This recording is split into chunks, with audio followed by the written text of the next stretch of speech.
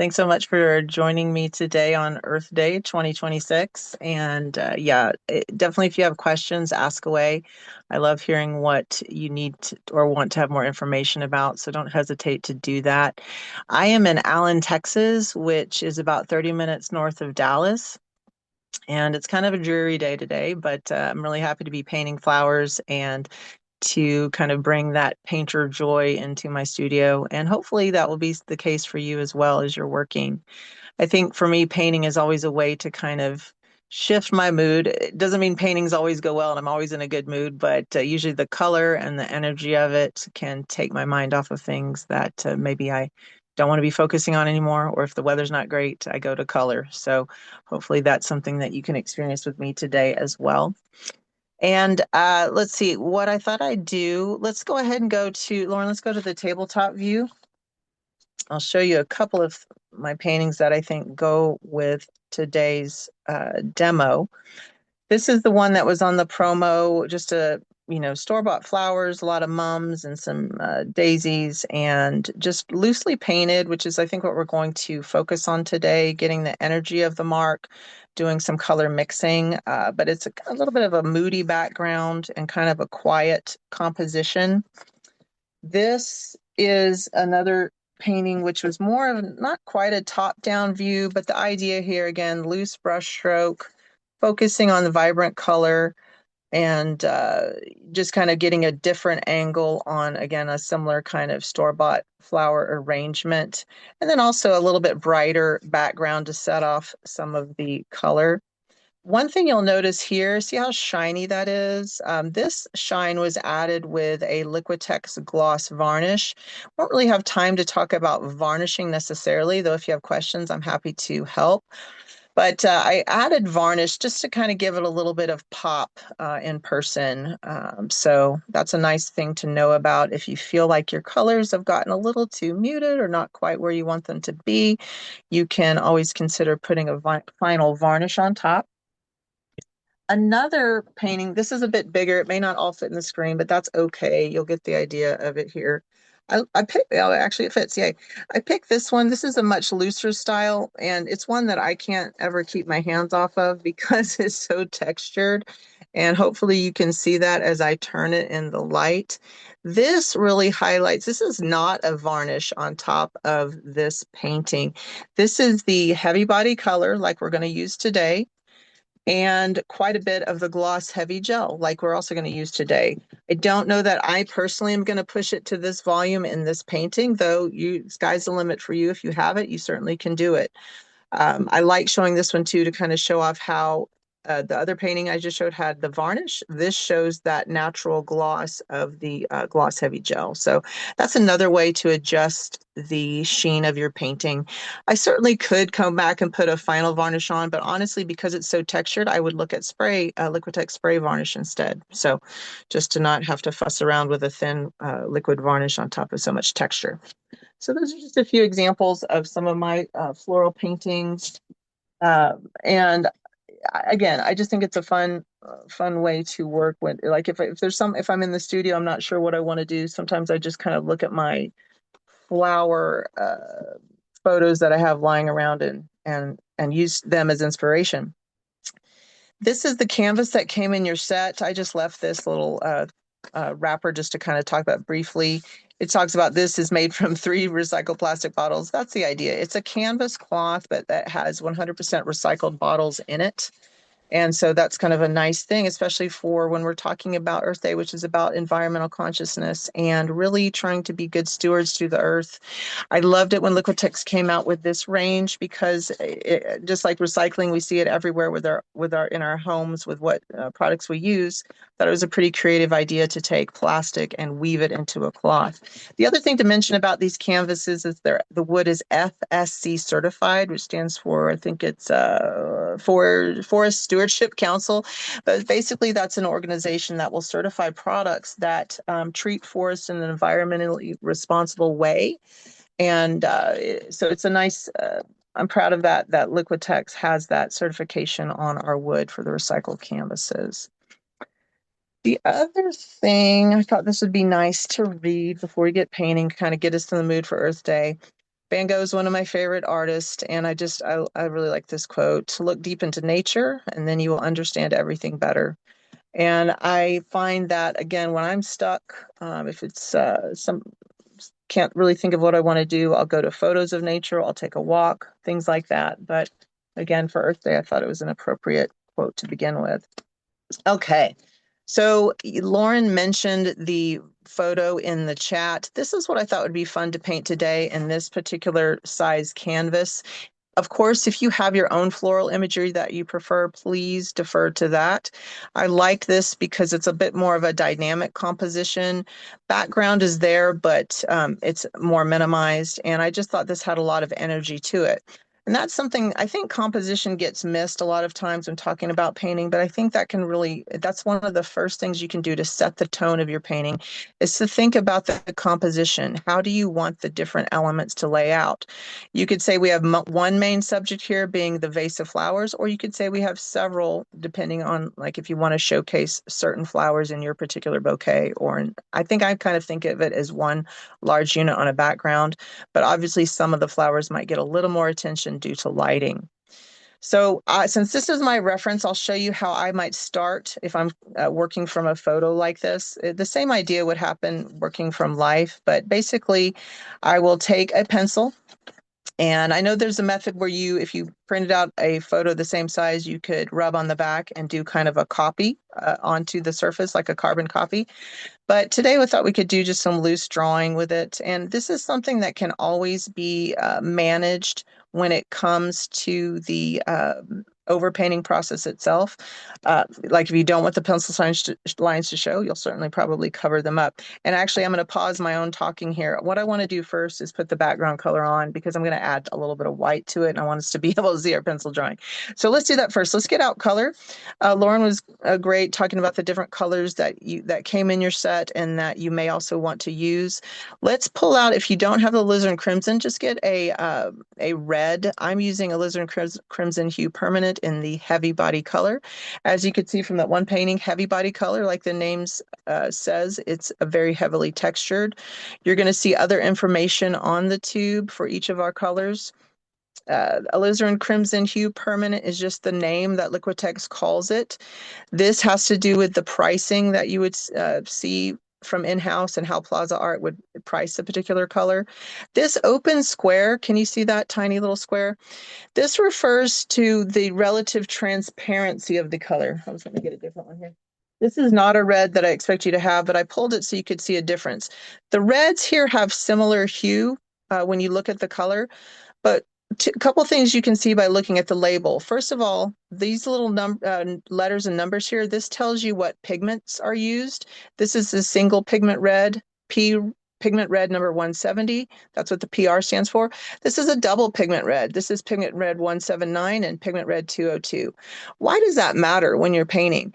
I think once you start to understand what pigments are used in your particular colors, you can make better choices for the certain type of work that you want to produce.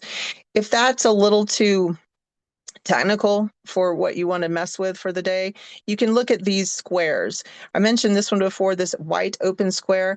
That tells you that this particular color is naturally transparent, whereas my Napthol Crimson here, half black, half white, that tells you it's a semi-opaque color. So when it comes to techniques like glazing or things like that, you may want to choose a more transparent pigment. If you're working alla prima or thicker impasto, your semi-opaque or opaque colors are a good way to go. But that's what some of that marking on your tubes of paint is all about. So all right. So I said we're going to start with the alizarin crimson hue. Let's squeeze some out on our palette. I just have a palette paper here that is disposable. So I think we'll just work with one. I don't know. I don't think I'm going to need more than one page today. Let's see. Let's squeeze out. That's about a teaspoon of the alizarin crimson. And when it comes to color mixing, y'all, I am not super recipe formulaic. I will tell you general proportions. So I think I can get you as close as I can with what color I'm using. But I've just noticed from how I work as an artist, I don't often get super very specific recipes. So just bear with me and ask me questions if if something's getting lost in translation here. All right, so titanium white, we're going to use a bit of this. You can see titanium white is quite opaque, and I bet if you've ever used it, you knew that already. It's a naturally opaque white. We'll need more of it, but for now, I just put a small amount of the titanium white out. And I'm going to pick up my palette knife. This is my favorite size in the Liquitex knives for the scale of painting I usually work with. So it's like my default mixing brush, and I also will do artwork with it. All of our palette knives are stainless steel, which is really nice because if you're like me and a little neglectful with your materials and you don't get them super clean, you can just take your knife and soak it in water. This is my little clean water rinse here. So after session, if I don't clean it completely well, I'll just leave it to soak in water. Come back in a day and use an old toothbrush to clean it. Because these are stainless, they're not going to rust. So that's kind of the idea behind using stainless. All right, so we've got our color, we've got some white. I'm going to take like a pea-sized amount of that titanium white, and I'm going to mix it with that entire amount of alizarin crimson. I just want to lighten the hue of this alizarin crimson. We're going to use this as our background color. You could make yours darker or lighter. You don't even have to add white if you don't want to. I just decided for this version, I wanted to make it a little bit more of a medium value color. And so that's why I'm adding some white. All right. Then what I always do, I have a stack of paper towels handy. I'll just oftentimes keep one on my hand, but I just use that to wipe the knife and set it aside. Next, we're going to take the largest size in your pack, the 2-inch Liquitex Basics brush. These are really nice brushes. I don't know if you've had a chance to play with it yet from the kit, but they're synthetic filament, and you can see how as I rub my hand over it, it snaps back into place. This is important compared to a natural hairbrush for acrylics, because just like our own hair, if you were to take a natural hairbrush and put it in water, it's going to go limp and you're going to lose some of that control that a synthetic filament brush like the Basics Liquitex brush here is going to give you. So even after putting it in water, I don't want to flick it because I'll get water everywhere in my studio that I don't I don't want it to be. But the idea is you can see that it bounces right back into shape. And the idea behind that is just gives you better control as you're working. So you can add water first, or you don't have to. You could use a dry brush. I am tamping some of the water off because I want this layer to be fairly dry so we can begin drawing and overpainting quickly. So just load up your brush, not too much paint, but enough to scrub it into the surface. And by scrub, I mean scrub, like really work it in there so you don't have a lot of volume of paint. This is where you get that energetic sound of painting, like you're just having super creative inspiration and you can just go quickly and cover the area. So why do this? Marlo, Oh, yeah. Yeah, yeah. do you mind? We have two quick questions. They should be super Okay. easy for you to answer. Yeah. Omar is asking if that blue cup with water, is that a Mm. La Fermier pot? Yes. Yes, it is. Well, there you go, Omar. Oh my goodness, Omar, are you it's a very special treat that we give ourselves here in this house to get that yogurt. But and then yeah, I try to repurpose them. Perfect for Earth Day, right? I'm Repurpose gonna have to those. look that up. Yes, they have. Omar, do you have a favorite flavor? He says I have 10 right now. Oh my Great to know. I gosh. can use them for painting. Yes. I find all like I won't even waste the time, but I have like jewelry making supplies in here that I put the pliers in and all that. So yeah. Good notice on that. It looks What was like the other Sean's a fan question? too. Got rose flavor and Omar likes the honey. Um, Oh yeah. I haven't tried the rose, but yeah, it seems just so exotic. But yeah, definitely tried the honey blossom. It's really quite good. All right. so You said there cool. was another question. Yeah. Denise was asking what size the palette knife is that you use. Yep. So this is all right. So this is a clean one that I got in my, because I got the same sample kit y'all did. Mine, the sticker, I left it on. I'm glad you asked because I left it on for that reason. It's the small knife number 16. And like I said, this is like my workhorse palette knife. And it's also for when I'm painting straight with a palette knife too.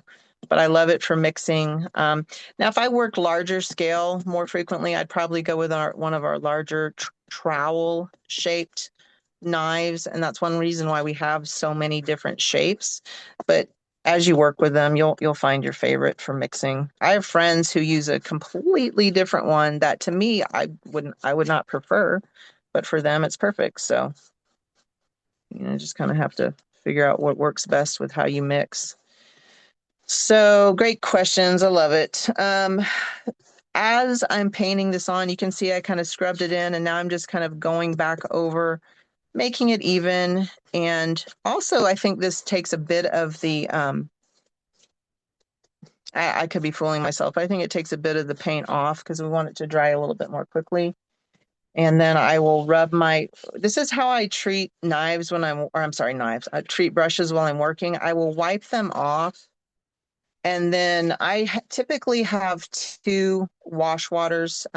This is my like wide mouth mason jar that I use for the first wash. And then my La Fermier, however you say it, yogurt cup for the clean rinse. It's going to be a little bit tight with my bigger brush here, but it'll work. Um, and the idea, obviously, you can imagine you get a lot of the residue off first with wiping with the paper towel and then with the rough rinse or first rinse. And then on a big brush like this, let me see if I can show you. I will actually just use my fingers to squeeze some water out so I don't sully up my clean water too much. And then, because I don't know about y'all, but I hate having to get up and change water and stuff. So it's a little bit lazy there, but oh well. All right, so then I just do my clean water rinse, and I'm going to set this larger 2-inch brush to the side. Okay, so what we can do here, if you have a hair dryer, this was where it comes in handy. But honestly, when you brush color on that thin, if you touch it gently, like I'm touching this gently, and it's already touch dry. I don't need to be fully dry for this. I just need it to be touch dry. And I see, is that Julia? Are you waving it? That's good. That's another thing you can do too. I saw that. Good idea.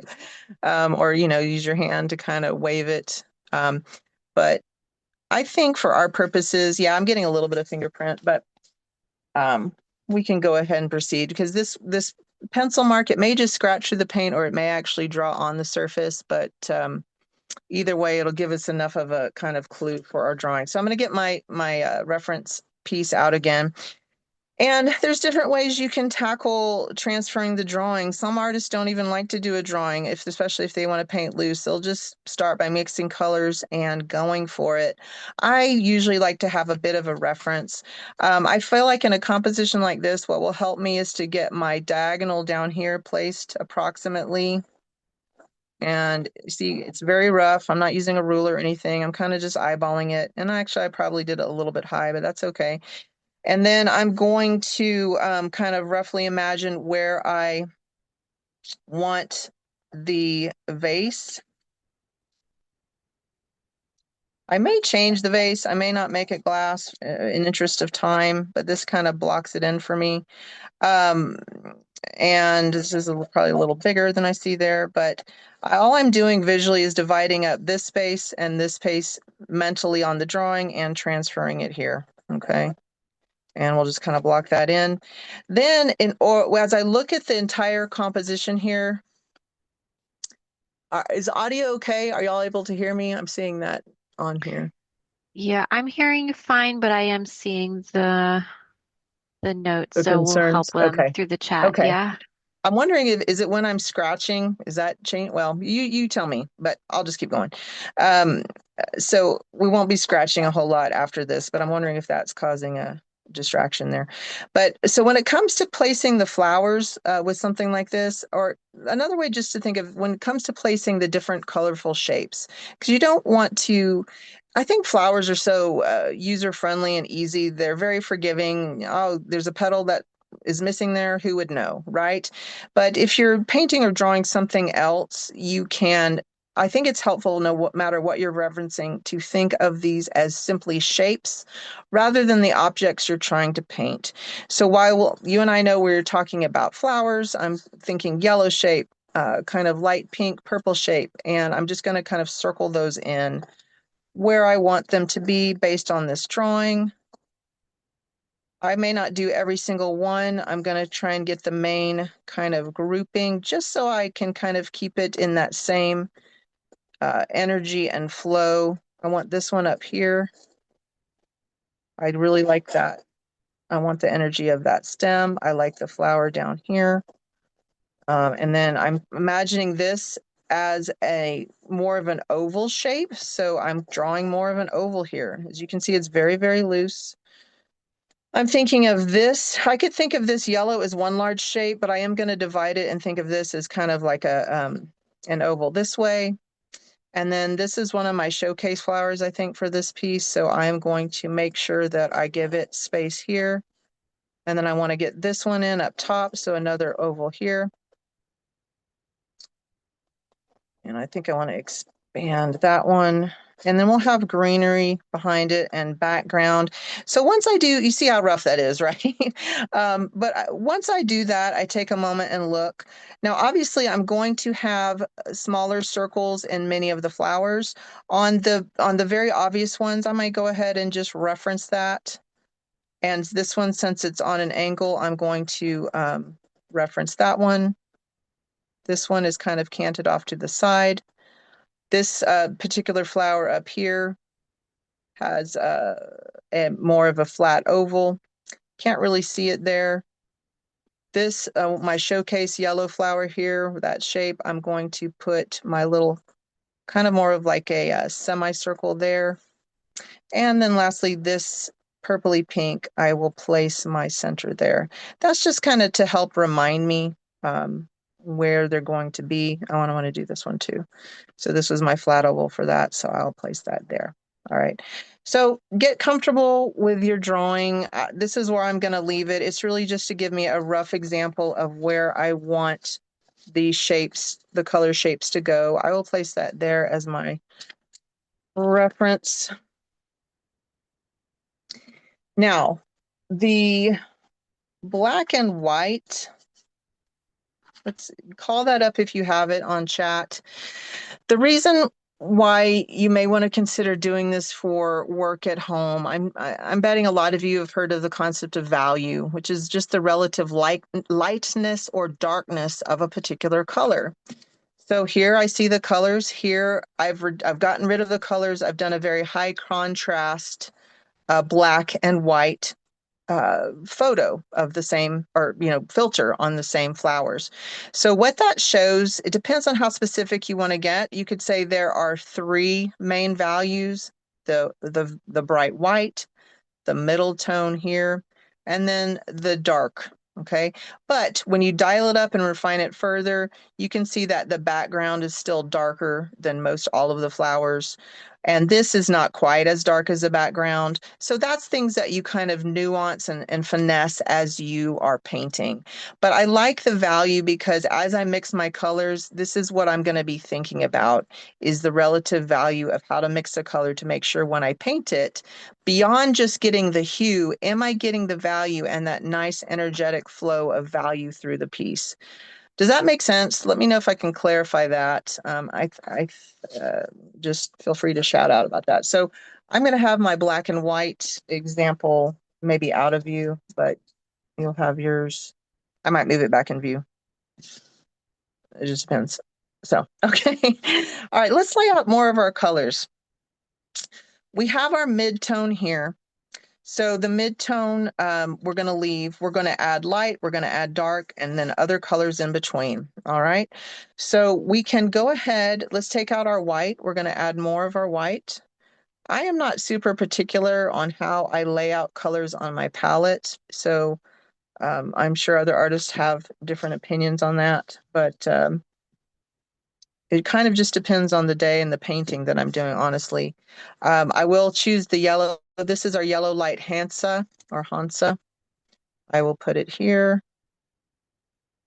And I'm being pretty generous to start. I'm putting out about a teaspoon of color of each, and then we'll mix from that. Most likely we'll need to mix more of some of them, but just giving you an idea. I don't need quite as much as the green, so maybe that's closer to a little more than a half teaspoon. I know color's expensive and you want to treat it, you don't want to just waste it, but sometimes it's hard to get it exactly right in a demo, so just prepare for that. But let's get a teaspoon of, oh, sorry, this was the phthalo green yellow shade. This is phthalo blue green shade that I just squeezed out. And we need our good old alizarin crimson again. So I'll place it down here. Good amount of that, definitely about a teaspoon of color there. Put these off to the side. Now, if I do that, I can get my black and white in here. Back it this way. There we go. All right. So grab your palette knife and let's start mixing some color. So I want to mix my dark value. I'll go ahead and do that first. So we're going to have a good amount of the phthalo blue. I took about half of that. We're going to take, so that's a little less than a half teaspoon of phthalo blue. We're going to then take about a large pea size amount of the alizarin crimson and mix it in. Now, phthalo blue is a very strong tinting color. So more than likely, I want to do this carefully because I don't want it I want it to look clean and good, but I want to add the alizarin crimson slowly. So that was one pea size. Let's add a little bit more, like another piece, small pea size amount on the tip of my palette knife. This deepens it. So the phthalo blue green shade and the alizarin crimson don't give a super clean, bright violet. It's a more subdued violet because this is a green shade phthalo. And so if I have a green shade blue with my red, my violet is going to be more subdued. Okay. So just be aware of that. And I did that on purpose. I like some of the moodiness you can get from mixing these two colors. So again, here's another pea size amount of alizarin crimson and just mix that in. Then in order to bring a little bit of that tone out from being pure phthalo and alizarin and very transparent, it's a very rich color, but I want to see a little bit more of the undertone. I'm going to take a very small pea size amount of titanium white and just add it. I mean, that's like a very lovely kind of what I always think of from Crayola colors as a midnight blue. I don't know if any of y'all remember that color, but that was one of my very favorite crayon colors back in the day. But I like this for my background color, and it will get mixed in probably to some of the other colors as we're working. So I'm going to clean my knife there.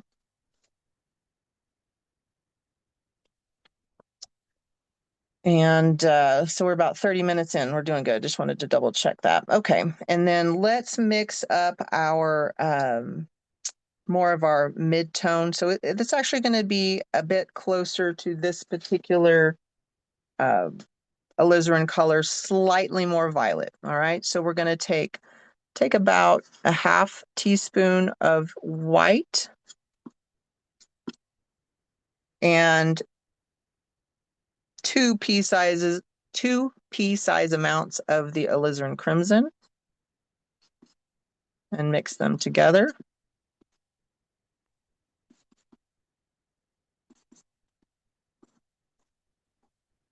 In just a second, we'll do a little magic trick once we get our colors mixed to increase the volume. Okay. So one thing I'll do also, even though I'm not going to get the exact hue of this particular color, a flower, I want to get close in value. So I feel like this mix is a bit light. So now I can add a bit more alizarin. I do that a lot with mixes because when you think about color value, it's a lot easier to darken a light color rather than to try to lighten a dark color, right? So I find you save a lot more paint if you can try and start with a lighter value color first and slowly add the darker value color to it.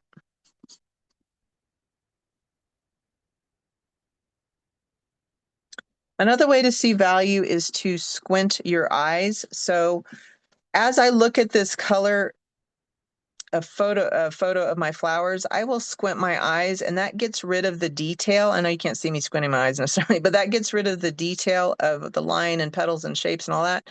And it really kind of boosts the value that we're dealing with. But again, the black and white is just another kind of user-friendly way to do that. All right, now that you've got kind of this soft pink mix, let's take the tip of your palette knife and just take the teensy tiniest dab, like not even a dab, just a tiny thin line of your phthalo. We're just going to add that to take it slightly away from pink and get it a little more kind of a soft leaning towards purple, if that makes sense. And phthalo, I mentioned, is a very strong tinting color. A friend of mine calls them phthalo bullies. And I just think of it that once you start to work with different color families like your phthalos, you know that a tube goes a long way because you don't need much of it in a color mix. It goes a really long way typically. All right, clean this. Now let's mix our third value. And what we can do from here as we're fleshing out more values in between the main three is we can, of course, mix colors and get values in between. All right, so now we're going to take our yellow. And you don't have to do this on your palette. I'm just trying to make sure that it's all in appropriate view for you. And I forget I have a bigger screen than I normally do, but here we go. So I took about half of that yellow. I'll take about a quarter teaspoon of the white. So I'd say a half teaspoon of the yellow and a quarter teaspoon of the titanium white.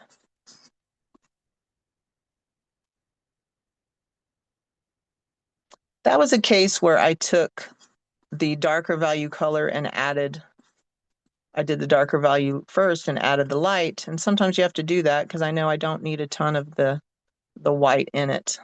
But that's how rules work, right? They work a lot of times, but not all the time. Okay, so give yourself a moment, squint your eyes at your color mix, see if you can see that you have a dark, a mid-tone, and a light. If, like me, I feel like I want my light to be slightly lighter, I'm going to add a little more white. But you decide what works best for your three colors. So I added like another pea-size amount of the white to my lemony yellow mix here. Okay. Get a wrist workout. Mixing up your color. I clean my knife. And now what I think would be nice to do, let's start blocking in these. Oh no, I said there was a magic trick. Let's do that first. All right, so take your gloss heavy gel if you have it. If you don't, that's okay. You might just need to mix up more color or paint a little more thinly. But the gloss heavy gel will do a few things. It's actually going to add a physically glossy sheen when it's dry, and it's going to boost texture. But when I say magic, the reason I say that is whenever you add mediums to acrylic, you increase the volume of the color. So I added probably a little less than a half teaspoon to the yellow. I'll do the same here and the same here. Maybe a little more on my darker value. The nice thing to know about acrylic mediums is that you can add as much or as little as you'd like to the color. It does not affect how the color adheres or looks or works, it will make the color more transparent. Now, when I'm working in this half and half ratio, especially with this opaque titanium white, you're not going to be able to see much transparency, honestly.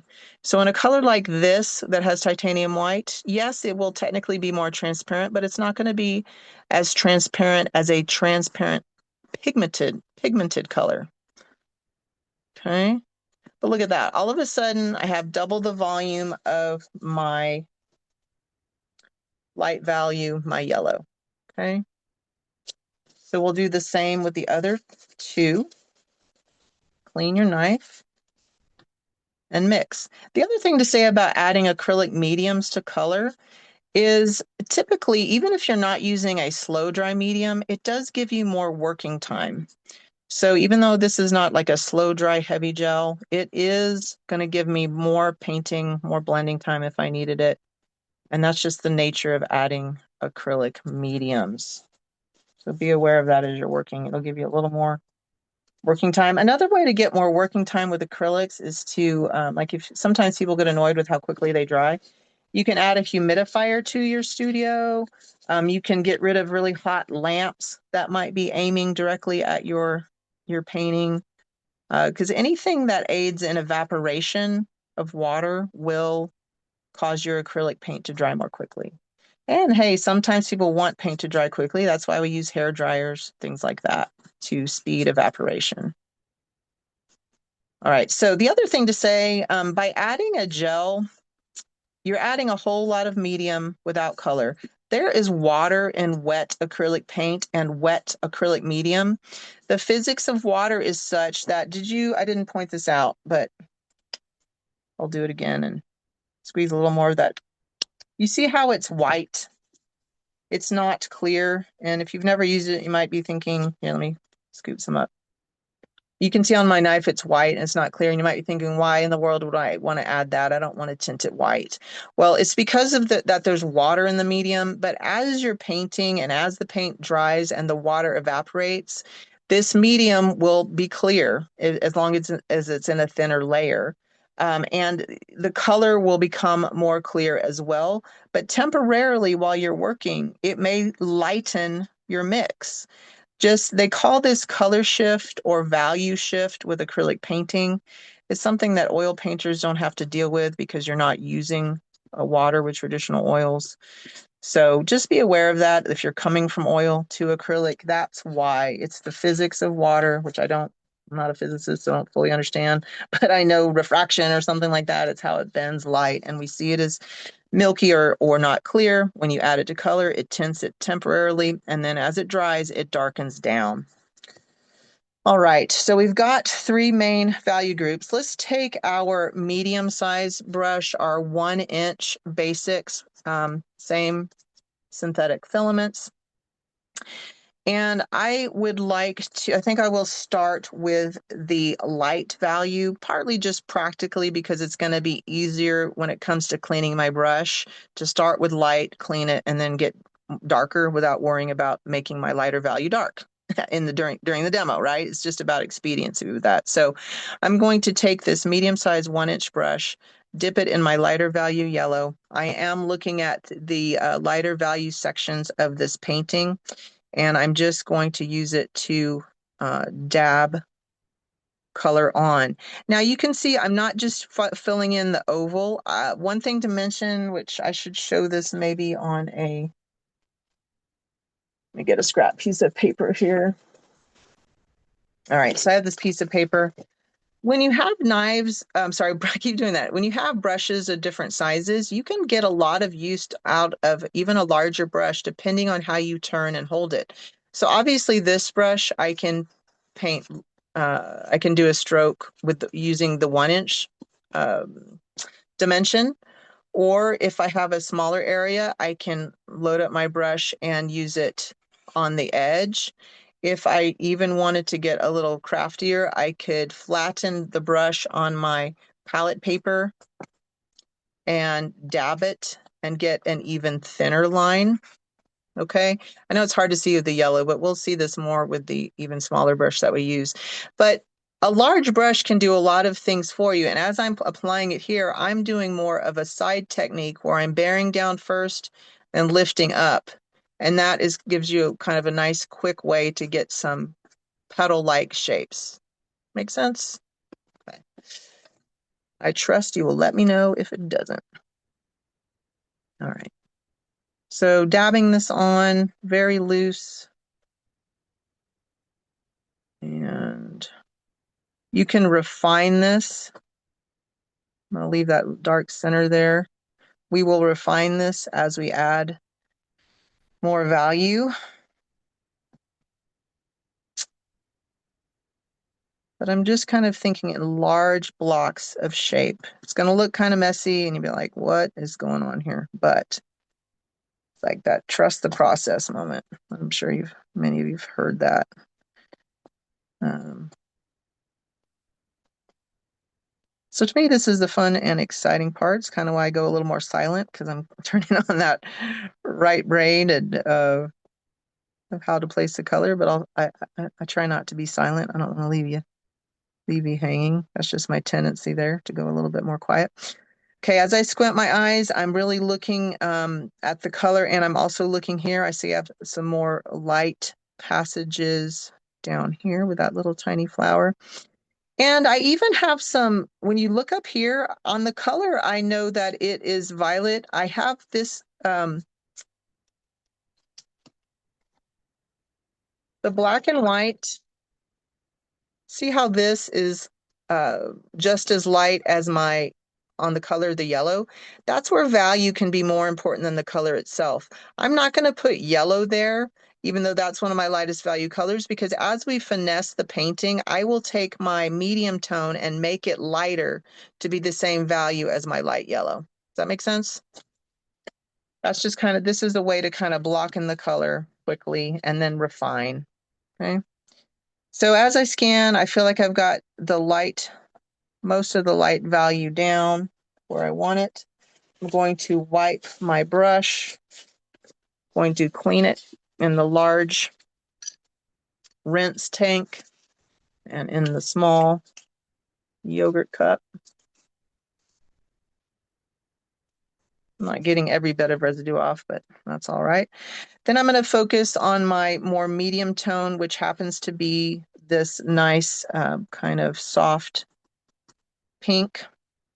And I'm going to focus that here. You can see on the photo. I think I might keep saying drawing, but I mean photo. So sorry if I've been saying that. And I'll put it here in the center. I'm being very loose and liberal with the amount of paint because we can paint over this with acrylic, no problem. It's not going to be an issue. I'm also leaving some of the background. I tend to like to do that. I think it offers just some extra interest to the painting. If you want to, you can do your painting how you want, though, of course. If you want to get a little more precise with it, please do so. I am going to come over to this shape, this value in the soft pink, and pounce that in. And some of the shape here, pouncing that in. How's everyone doing? Y'all hanging in there? Able to give a thumbs up or anything?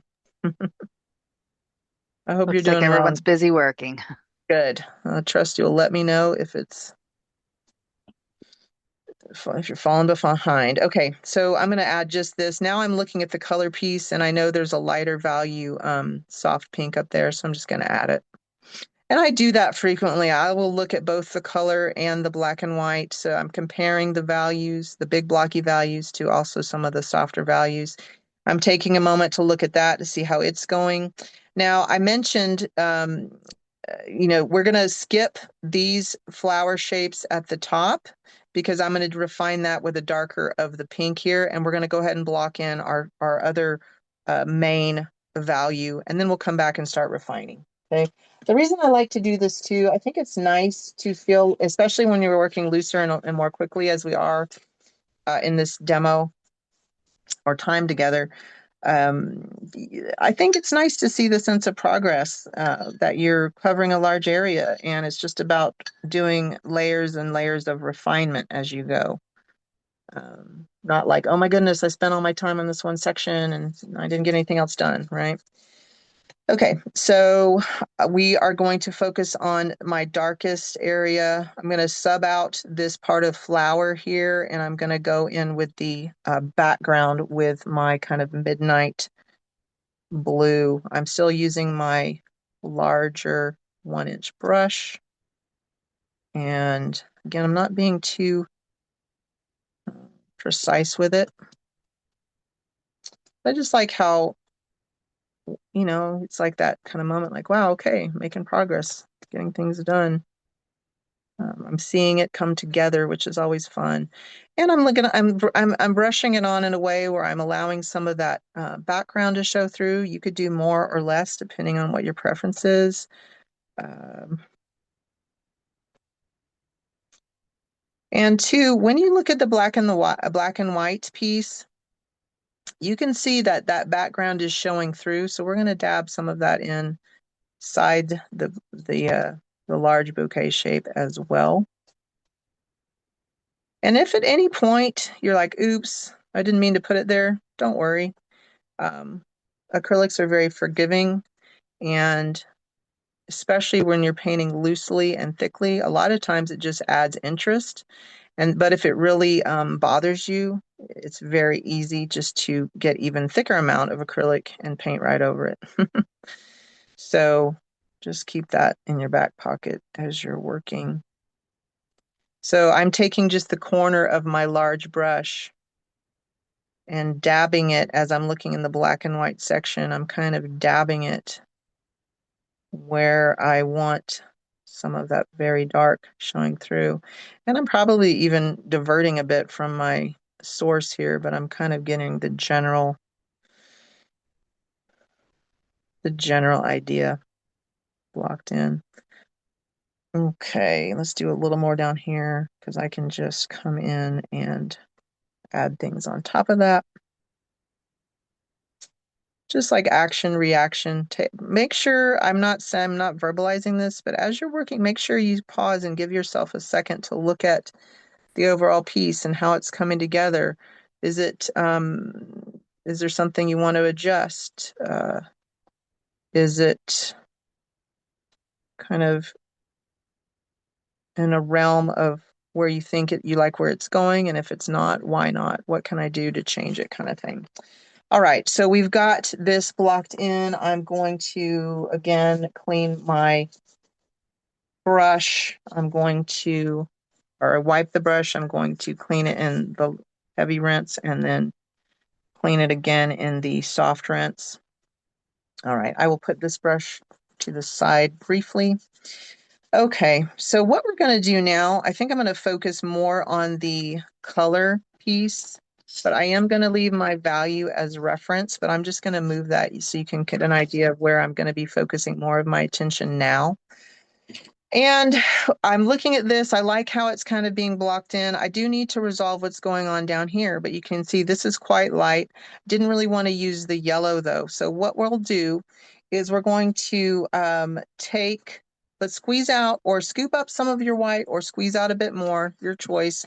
Just for me, I'm going to squeeze out some of it down here, but you can use what you already have because I am going to add just that's about a heavy 1/4 teaspoon of color. And I am going to take a little bit of this yellow that we have already mixed up that has white, uh, like a large pea size amount. I'm going to mix it into my 1/4 teaspoon white because I don't want it to be bright, bright white. And I think too, what I want to do is take a little bit of the soft pink that we mixed. Like I'm talking not even a pea, just a line of that and mix it in with my yellow and white. So it's a little more of a neutral color. Can't think of the right word right now, but just a softer neutral color. And then I'm going to add my magic trick of the gloss heavy gel to boost volume and texture. So it's about a 1-to-1 ratio, right? So I'm just squeezing it out. You can see you don't have to be careful with it. I could have added a lot more and it'd be fine. I could have added less and I just have less texture and gloss. But I mix that up, increase the volume nicely. And now I'm going to wipe off my knife and I'm going to go back to my 1-inch brush and I'm going to paint in this surface that my bouquet is sitting on. Now you can see here, because I painted thickly, I'm going to get some of that blue in there, which I actually really like. So you could kind of force that if you want by really getting up to that edge and picking up a little of that midnight blue. To me, those are the happy kind of, we've all heard, is it Bob Ross, the happy accidents of painting, right? Those things that you didn't necessarily calculate, but they're there. And so you enjoy them and highlight them or use them if you like. And if you don't, just get rid of it with paint. All right, I want my vase to have a slight curve to it. And there we go. All right, I'm going to keep it loose like that. And I think we're going to leave the vase background right now. I want to see how the rest of it comes together in the world of time and everything. So I think we're doing pretty good, but just want to take a moment and look. So let me grab my palette knife, and if you will clean yours, grab yours also when you're ready. And taking a look at this, what I'd like to do now is work on this tone, not quite as dark as a background, but close, while I also want it to be this more in this hue family, okay? So that means we're talking alizarin and a tiny, tiny bit of the, maybe some white and some of the phthalo. So I will take some more of my alizarin crimson. I'm going to squeeze it out adjacent to the mix here. That's about a 1/4 teaspoon. Since I already have a touch of phthalo and white in this mix, I'm just going to drag or scoop about a pea-sized amount and mix it in there. So you're making use of what you've already mixed, making use of what you've already mixed, adding a bit of that more opaque titanium. And I'm going to hold it up. It's definitely more red than I'm getting in the picture. And I think I want to adjust that ever so slightly. So I'm going to add a little tiny bit more. I don't think that's going to skew the value terribly.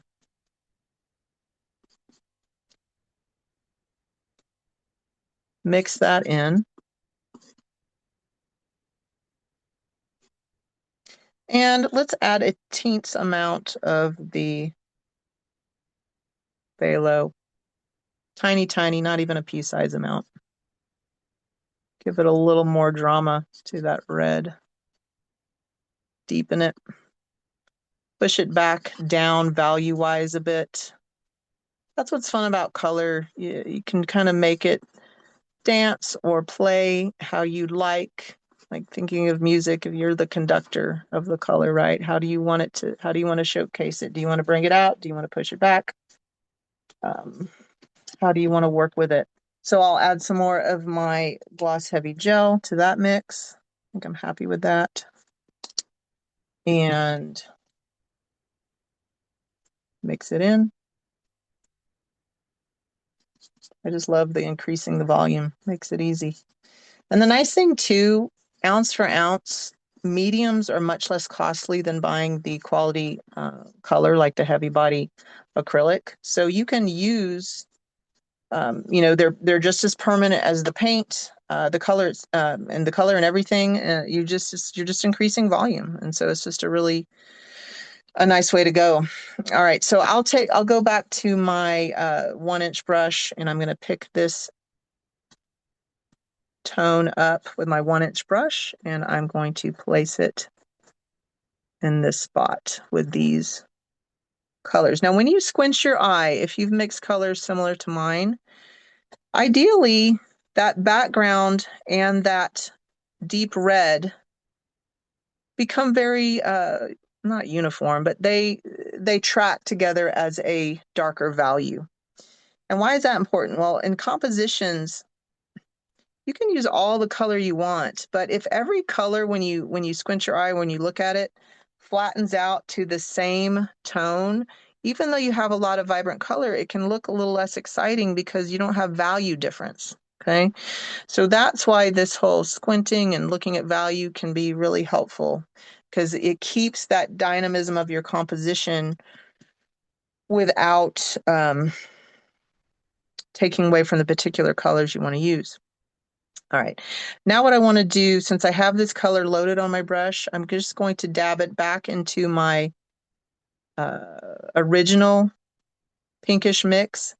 And I'm just using my brush to mix it because I don't need a lot. What I'm going to look at is this particular center part of the flower and the flower down here that I want to deepen.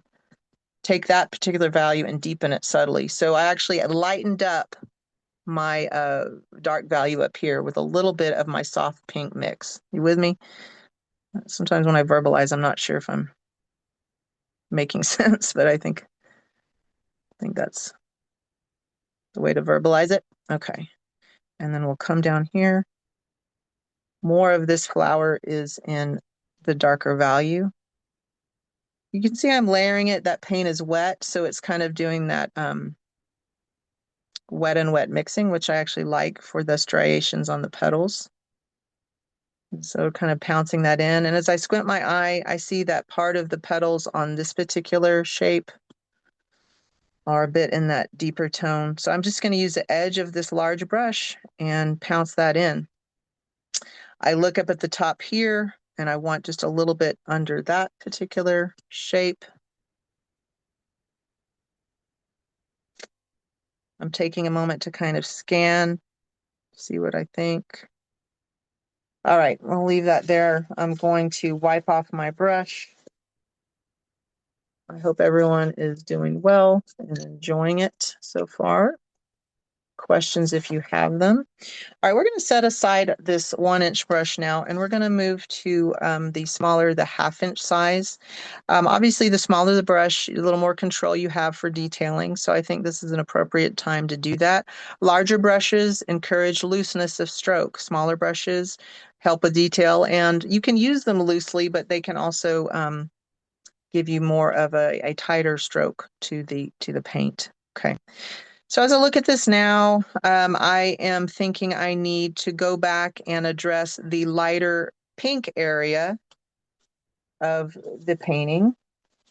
So I'm going to clean my knife. I'm going to take some of the titanium white I already had on my palette. If you don't have any, just get a like a pea-size amount of it, and take some of your already mixed soft pink, a pea-size amount of it. I always do this. I feel like I could probably have a better way to lay out my palette for mixing, but this is where we are, so this is what we'll do. I'm just lightening my soft pink. I'm not going to actually add any more gel at this point because I've already added gel to the soft pink original here. All I'm doing is adding white to lighten it. Okay. I'm going to take my smaller brush and I'm going to dab it in there. I'm going to use the corner edge, or the corner of my small brush to dab it in this area. I'm starting at the tip and dragging downward. I'm flicking my brush to show kind of a quickness and looseness. And I will do the same here. And I want to do more on this particular area.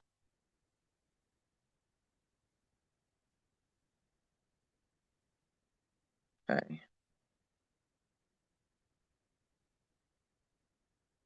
Got a little blue in there. That's fine.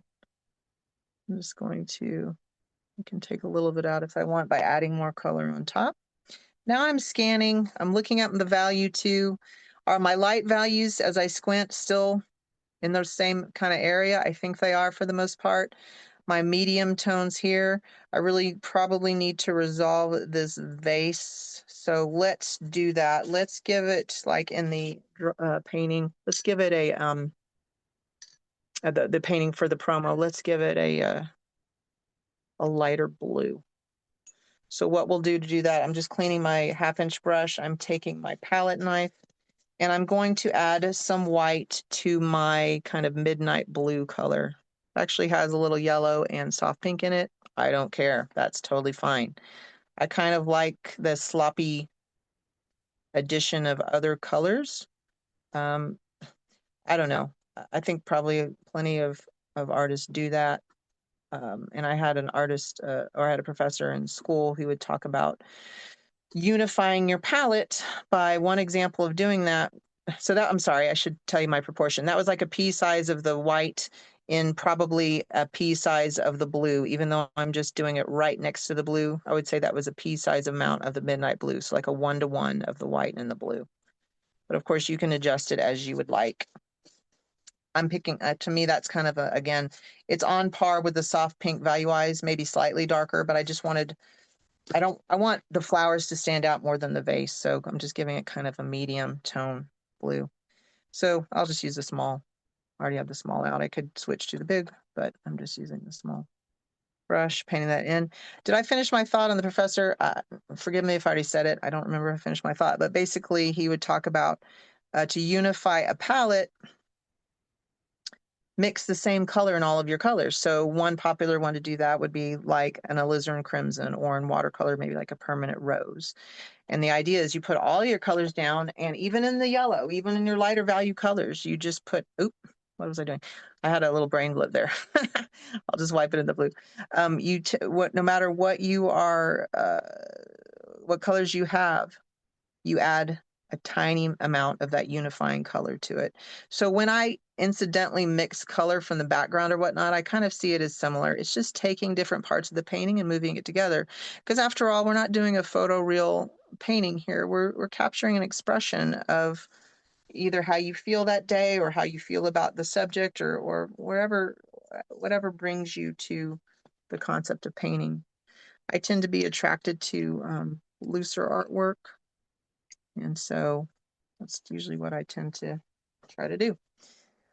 All right, I'm taking a moment. I'm looking at this. We're doing okay on time, but we want to start refining some of the color. And now I want to go ahead and put our centers, excuse me, into the flowers. So as you look at the color, it is variations on a yellow green. So this is where we could mix our own green, but a lot of times when it comes to paintings, it's nice just to have the color mixed already. You don't have to, but sometimes I find that, especially in accent areas, it's nice to have the pre-mixed color that I tone with another analogous color rather than mixing two and then mixing another one in to all get the same tone. It's just the less pigments in the mix, usually the more vibrant the color mix will be, if that makes sense. So I'm going to take some of my phthalo green, the yellow shade. I'm going to move it because it's going to be easier for me to mix. You don't have to move it. That's just me trying to have a little more workspace. I'm going to scoop up some of my original yellow Hansa, about a pea-size amount of both. So 1-to-1 of yellow and my green. It's very, very vibrant. I don't want it that screaming vibrant to nestle it in these softer flowers. So one way to do that, to soften a color, is to add the complement. So in my palette, that would be a touch of the alizarin crimson. So I took just a razor thin, tiny amount of that alizarin crimson to dab into my green. And I'll hold this up in just a second so you can kind of see that mix a little more closely since it's tiny on here. But you see how that electric green got softened? I think I want to adjust it further because when I look at the color, it's still more yellow than that. So this is what I talked about, not having an exact recipe. Let's add another pea-sized amount of the yellow. And I think what I will do also is I'm going to add a tiny bit of this background white, or you could just use white. Soften it. And then let's add a little bit more of our alizarin. So this is how I work in my studio. I mean, even if I'm repainting the same painting, since I don't keep exact recipes, it's just working with the exact color in the moment and just feeling confident that I can adjust it as needed based on color theory principles. And in this case, one of them is adding the complement to a color lessens the intensity. All right, I still think I want more yellow in it, so this is a case where I am trying to add a lighter value to my darker value green, and this is why it's being a little bit problematic for me, but we'll figure it out. A little more yellow, and this time let's add a little more of that background white color. Okay, feel like that's getting better. And oop, I'm adding a little more red, just accidentally. Maybe that's a happy accident again. So I'd say that's probably like another razor thin amount of the red. Okay, so let's go ahead and use that. I'm going to take my uh, 1/2 inch brush, dab it in. I'm not going to worry about adding the gel to that either because I'm just kind of doing these centers on my flowers. I'm purposely letting a decent amount of the red show through. I'm twisting my brush uh, using the side to dab it in. And I'm just kind of looking at the color painting and placing those flower centers where I like them. I'm not even sure where that flower went anymore, but I want a green dab there. So there you go. And I'm adding a bit more here. I like this too. While it's not as natural, it doesn't match as naturally, but this is a case where for the painting, I like playing off the red tone with the green. Kind of adds to that energy. So that's another reason why, even though I softened it, I'm happy that um, it's still a bright green. I like that the play of those colors together. Okay, I'm going to wipe off my brush. Now what I'm going to do to tweak a couple of those centers, I'm going to take my 1/2 inch brush. I didn't wash it in water. I'm just going to dab it in some of the yellow and come down to that green I mixed. Just a little bit softer color here. And I'm just going to put a dab or two on some of these centers, especially this one up here. And probably not that one, but maybe right here. It's a tiny detail, but I think it helps keep it just from looking like a polka dot. Not that there's anything wrong with polka dots, but it's not what I was going for. All right.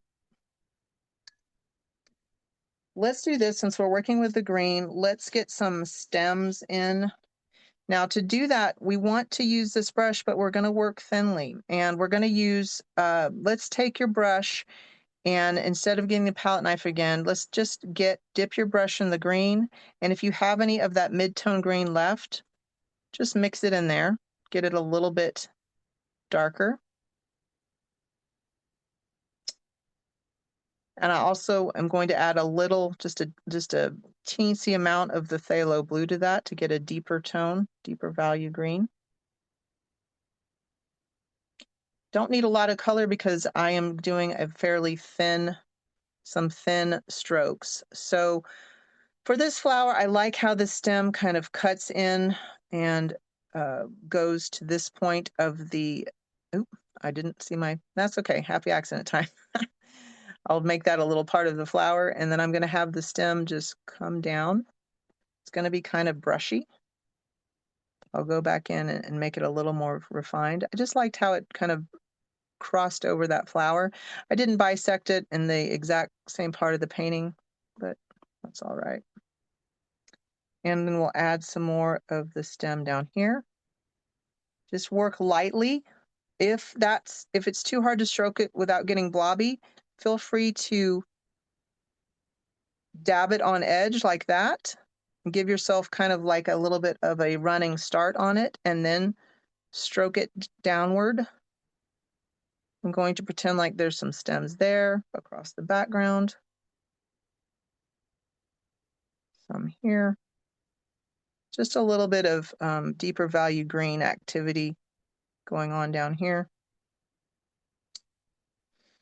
And let's see, how about that? Let's make this a little bit of stem activity up there. Okay, so that's integrating pretty nicely. I'm going to clean that off. Let's do some more refining on the flowers themselves. I need more paper towels. All right. Let's do this.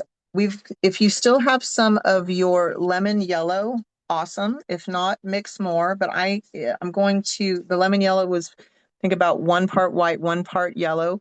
I'm now adding even more white to that. So I guess you could say 2 parts white to 1 part yellow if you're needing to mix more. Again, I'm not going to add the gel because it's already in my mix, but if you want to add gel, go ahead. I just want a bit lighter part on that kind of showcase flower talked about at the beginning, and add a little bit more white. So 2 pea-size amounts now, essentially getting an even lighter lemon yellow. And I'm just calling it that. It's our Hansa light, or yellow light Hansa, but I feel like it's been lightened so much I think of it as a lemon yellow. All right, so I'm taking the 1/2 inch brush now. I'm looking at my color photo and I'm wanting a little bit of a highlight on this top petal. I'm making it quite thick with paint because I want the actual texture of the paint to be a focal point too.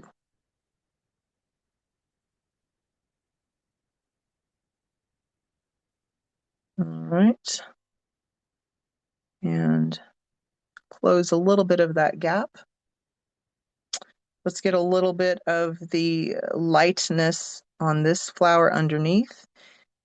And you can see too, I'm trying to refine some of the rounded petal shape by using the rounded edge or the corner of the brush.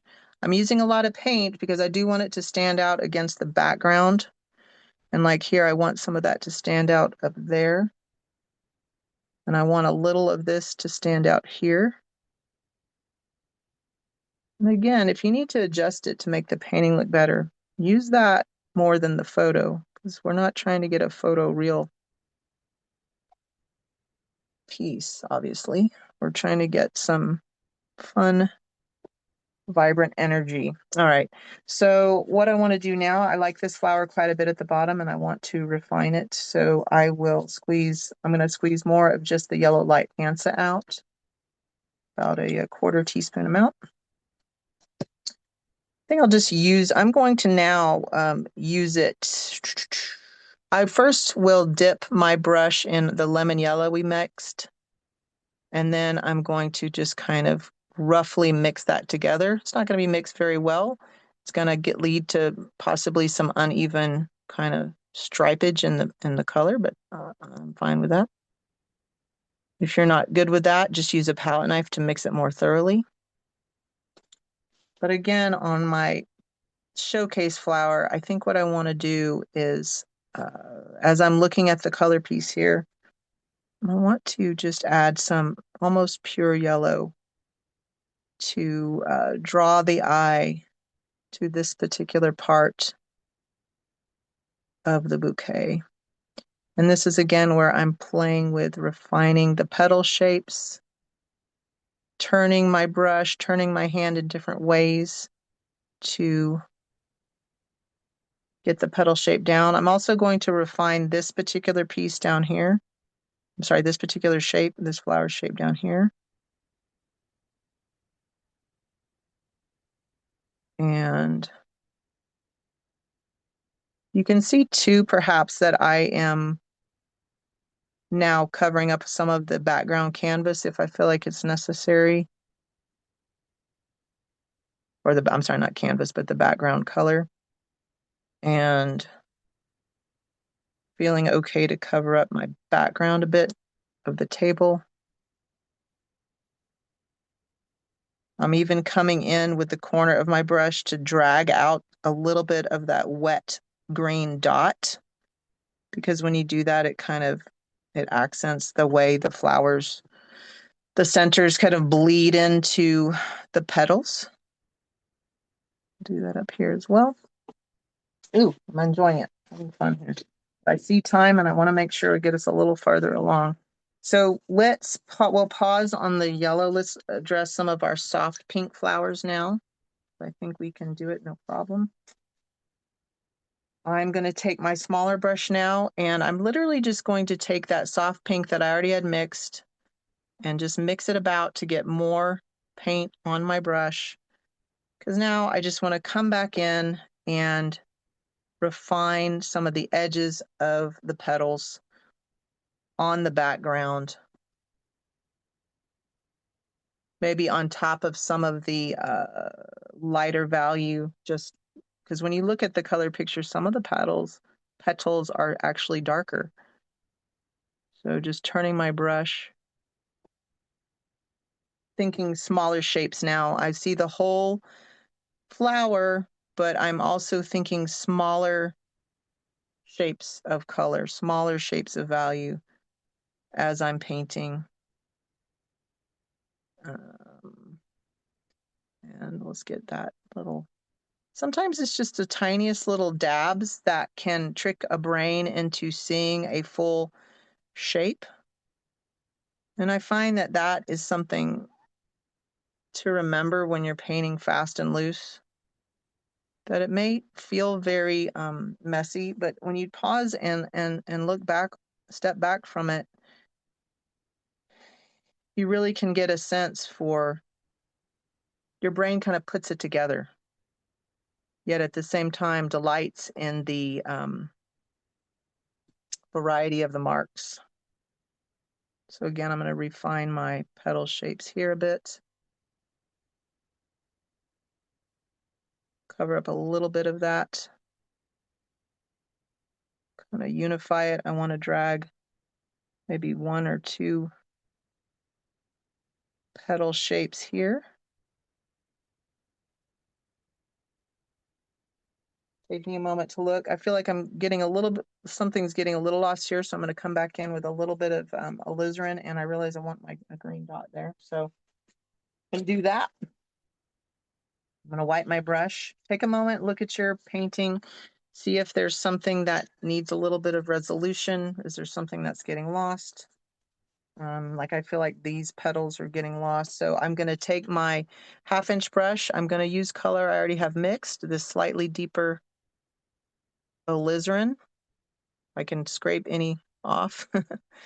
That's a nice thing about mixing more color than you think you might need, because a lot of times you end up needing it. It's nice just to be able to go back to it. So I'm going to take one or two of these areas and just with the edge of my brush, add some of that darker value alizarin. Gonna give a little definition, and let's do a little bit of that up here.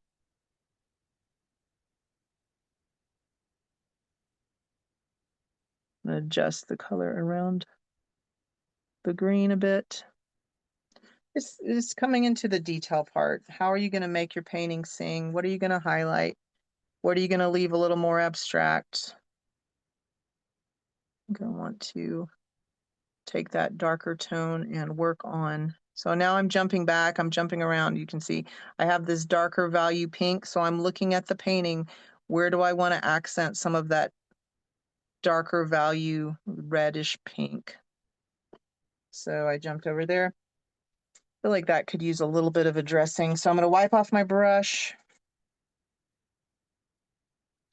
I need to clean it so I can do a bit of a green center there. Hopefully I have some green that's still workable. If your color is razor thin and it's not workable, that's another case where you can add a little bit of water and gel. Like in this moment where I'm just hoping for any little bit I can get to kind of pounce on the painting. Wetting my brush, moving it around, kind of activated some of that probably seemed touch dry. Okay, so that's okay there. I want to tighten that just slightly in the back. So I clean my brush. I'm actually going to do it with the background color, that midnight blue. So I don't know if you had that same. This is where I don't know where you are in your painting, so you'll need to be looking and just figuring out, are there areas I want to adjust? And if so, do I have some mixed color that I can just put there from earlier? And go around here, add a little bit of that darker there. Maybe make this flower stand out a bit by um, painting around those petals in the back. And maybe I can round that off a bit. So that's the thing too. Think of your background as another way to craft the shapes that are sitting on the background. If you feel like something's getting lost, come in with your brush and refine it by painting the background around your shape. Ooh, somewhere along the way, I got a little yellow in there, but I'll just brush it out. A little happy accident there. If that ever happens to you, especially in a background and you just keep brushing it in, and that will help kind of unify it with the painting a bit more. I think I'm basically happy with that area. I'm taking a moment to look now. I feel like I could resolve this just a touch. So I will do that. I got a little bit of my turquoise in there. That's okay. You can come over. And it's kind of nice having a little of the turquoise mixed in because now it adds a little bit of variety to the background there. So I'm not even going to brush that in. In fact, I'll just carry it over here. I do that a lot. It's hard to maybe explain, and you certainly don't have to do that yourself, but I tend to do that frequently. Okay, looking. I think I can add just a little spark of color up top.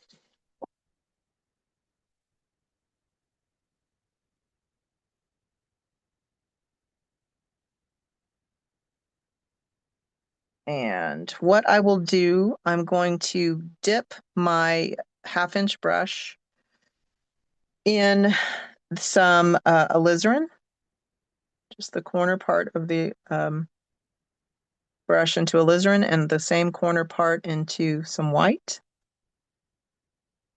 Mix it up.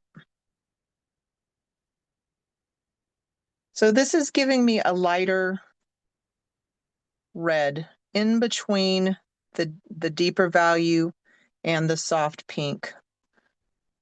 In fact, I actually want to add just a touch more of the alizarin. So the way you can see if you're getting close, hold up your brush. If you have the soft and the dark together, like that's all I'm doing here. I'm kind of seeing, does it lie in between there? Because what I want to do now is come in and give these petals a little bit of a kind of a kiss of a highlight, just to keep them from looking too blobby and not a flower or part of the piece. So just a few little touches.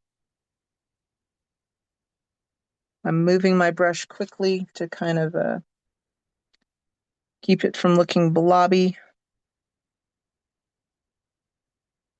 Just kind of imagining that there. Now that I have this color on my brush, I can come back down to these and see if I want to refine any of the dark value in these. So while you're refining, I do want to give a little warning. Just Mhm. we do like to do a little show and tell at the end, Yep. work for another minute or so, and then everyone Okay. can get ready to share on screen. We'd love to see what you guys made today. Yes, sounds great. And as I look at it, sometimes taking a photo, thanks for the pause, Lauren, because sometimes taking a photo of your work or looking at it like I am on screen, I'm looking at my piece on screen. That's another way to kind of take a step back and look. And I feel like we need to add a little dimension to the vase as the last little touch that I'm going to do in my piece, at least for the time allotted. So I just cleaned my brush. Still have some turquoise. I'm going to dip the turquoise in a tiny bit of white, mix it around, see what I can pick up, add a little bit more to keep it a little lighter value. And we'll just kind of imagine like a highlight on the vase and drag it on and imagine like a lip there. Just give it a little dimension. Okay. All right. Yes, I would love to see what you've done. So Okay, when you're ready, guys. let's Yeah, see. so if you want to switch your view to gallery view, if you don't have it there, turn your cameras on. If you want to share, we want to see. Go ahead, let's see. I got mine set up so I can see everything. There's Sean's. Awesome. Oh, looks so great. Anyone else? Donna? Oh, nice, Sean. That looks beautiful. I'm seeing it now. Yeah. Anna, very cool. Wow. The contrast on yours is amazing. Anyone else? Susan, I Okay. see yours too. That's There's great. Oh, Susan, There's could I see yours again? I Julia. missed it. Oh, wow. Yeah, it's so cool to see everyone's style. Yeah, isn't it amazing? We can talk through the same thing, but everyone has their own, it's like your own signature. Very Fantastic. cool. Well, I'm All ready right. to. Oh, I wanted to share. Go, Wait, there's. go ahead. Is there any Oh, oh, other? awesome. Oh, sorry. I didn't Yeah, see. go Was ahead it? if there's any in the chat. If you have any last minute questions, we can stick around for just a minute or so. This was really great, Marla. I like the challenge of working with those brushes that you were using to kind of get more of those expressive strokes. Yes, yeah, it does lend itself to definitely more expressive strokes. And I think what I'll probably do with my particular painting is I will continue to work just refining, just looking at the painting, just doing a bit more refining. I don't want to kill the looseness, but there are some passages that I probably could add a little bit more of a hint of what shape or dimension, depending on how I want to work it. What was the gel you used? It's the gloss heavy gel basics. So yeah, Liquitex has a lot of wonderful mediums, but the nice thing about this one, it's dry because I used it pretty uniformly throughout. It will have a really nice gloss on it when it's done. And the other thing to say too, this will be touch dry by this evening, but it's dry enough. It'll be pretty much thoroughly dry within a week, I would think, unless it's raining heavily wherever you are. So thanks again for being here. Y'all did an amazing job. And I think maybe it was put in the chat, but if you wanted to follow my work or keep in touch, I'm on Instagram frequently. This is me at Marla Morrison Art. This is my website, marlamorrisonart.com. And I know that y'all mentioned, Lauren, you mentioned a hashtag, but I just wanted to mention the Plaza Yep. Art Instagram. And then lastly, the Liquitex official is our Instagram, and then liquitex.com. This is a great place to go to. I know Plaza has a wonderful site, but if there's something specific Liquitex that you need to see, go there too. All right. Awesome. Well, Great. Thank you so much, Thank you, Marla, everyone. and everyone thanks. for coming. All Have right. a great afternoon. Happy Earth Day. Yep. Take care. Bye. Bye-bye.